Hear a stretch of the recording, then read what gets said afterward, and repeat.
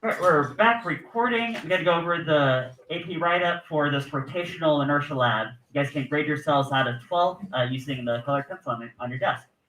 All right, so the question you guys were trying to figure out was something like this. What is the rotational inertia of the pipe system about its central vertical axis? Maybe you worded that a little bit differently, but also I tried to come up with exactly 12 points. In May, you guys are going to get an effort. You guys are going to get 5 FRQs. One of those will be experimental design, which will be out of 12 points. So I was trying to model it based on that. Measuring tools. These would have been 3 good measuring tools: a scale or a triple beam balance, a ruler or meter stick, stopwatch or a timer. And so you have those. Right. Data gathering procedure. Okay, now here's where I started 10 points again, just trying to get them out of 12. 1 point for describing the experimental setup. So here's an example. Set up a pipe system to rotate about the vertical axis. If I had a visual diagram, that would have been good too. Tape a straight. Oh yeah. Do we get 1 point for each measuring tool? Yeah, but I put the points down here. So just the application. Again, I was trying to get the points out up to 12. So tape a string to the vertical central axis of the pipe system. Wind the string around that central axis. Route the string through a pulley. Maybe I should have said a massless frictionless pulley. So the lab weight can be suspended to allow it to fall vertically, causing the pipe system to rotate. Basically, trying to describe this, some version of describing that setup is worth a point. Right, now here's the points for the measuring tools and measurements to grab with those. 1 point for saying using the scale measure the mass m of a lab weight in kilograms, or triple beam balance, something like that. So you have to know mass value to get the weight. 1 point for using the ruler or the meter stick to measure the radius r of the central vertical pipe. Record that radius in meters. Remember, it's a tiny number of meters, because order of magnitude like about a centimeter. 1 point for bringing in the stopwatch to measure falling time. So I said using the ruler and the stopwatch measure the falling distance x and the corresponding time t that the lab weight falls and say 10 revolutions. Okay. Now, in the setup, I never said anything about this, so you know, but I do have a point to make about this though, which is that there are slightly different setups you can do that all lead to the same thing.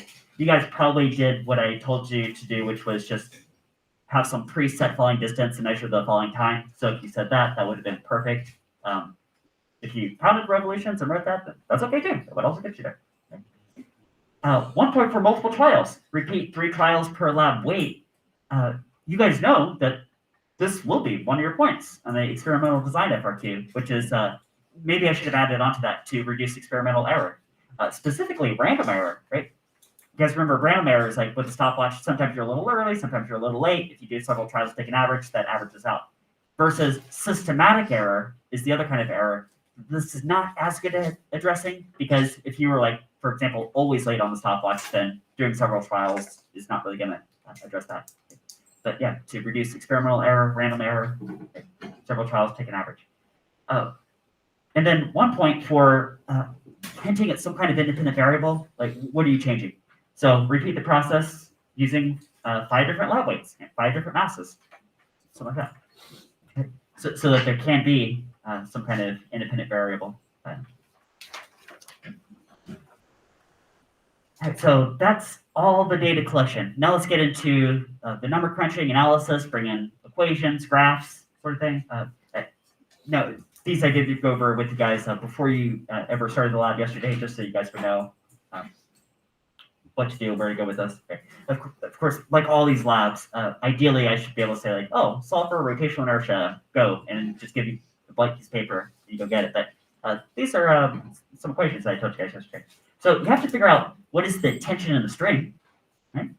So this is where, remember, you set up a free body diagram for the lab weight, and say the net force equals mass times acceleration. I could totally see where, no, I just call this a single point just to solve for the tension, but AP could very well break this down into multiple points. Say like a point for Newton's second law of motion, a point for substituting the 2 forces, the weight down, the tension up, a point for like solving it. But hey, look at this. It's like tension in an elevator cable. If the elevator is accelerating down, equals n times g minus a.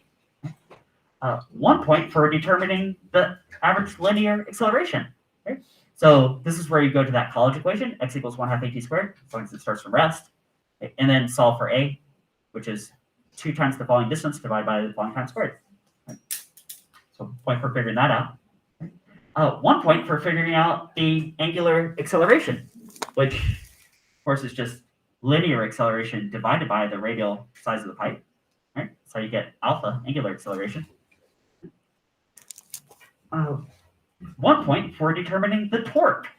Now torque, you guys remember, is R cross F, this radial size right here, times this force, which is the tension. That's why you needed the tension. So point for that. Okay. 1 point for graphing torque versus angular acceleration. So treat these like XY coordinates, where your x-axis is like angular acceleration, your y-axis is like the torque, right? AP really likes graphs, just like I really like graphs. I could totally see them routing you this particular method, like this direction did. Make a graph, torque versus alpha. In fact, you guys saw a recent AP Classroom multiple choice question that was pretty similar to this, right? You just flip the axes. And then the 12th point I have here is because torque equals I times alpha, that's analogous to Newton's second law of motion, like rotational. Rotational inertia is represented by the slope of that graph of torque versus alpha, torque versus angular acceleration.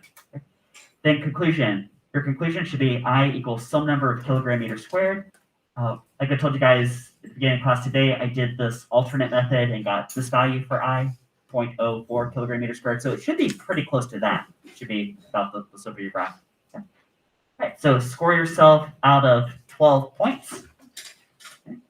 Like I said, I'll put that in the grade book, but I'll make it a non-grade metric, so just so you have for your own reference, but it's not going to affect your class grade. But I do want to say your table of value and your graph and your conclusion. All right, so just pop that in the grade tray for the bell rings here in about a minute.